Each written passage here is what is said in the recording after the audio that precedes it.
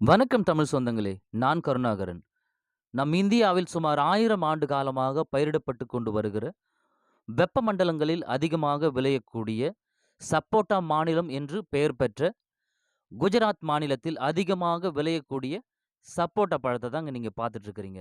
இதனுடைய தாயகன் பார்த்தீங்கன்னா, இது மெக்சிகோ நாட்டிலிருந்து விதை கொண்டு வரப்பட்டு, நம் தேசம் முழுவதும் பரப்பப்பட்டிருக்குது. இத சப்போட்டான்னு தான் பெரும்பாலும் அழைக்கிறாங்க. சப்போட்டா என்பது இதனுடைய ஆங்கில பெயராகும்.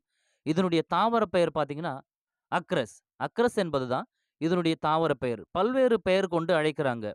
மணில்கரா சப்போட்டா, அமெரிக்கன் புஸ்லி, சப்போடில்லா இப்படி பல பெயர் கொண்டு அழைக்கிறாங்க. இதனுடைய தூய தமிழ் பெயர் அப்படி என்னன்னு பார்த்தீங்கன்னா, சீமை இலுப்பை பழம்.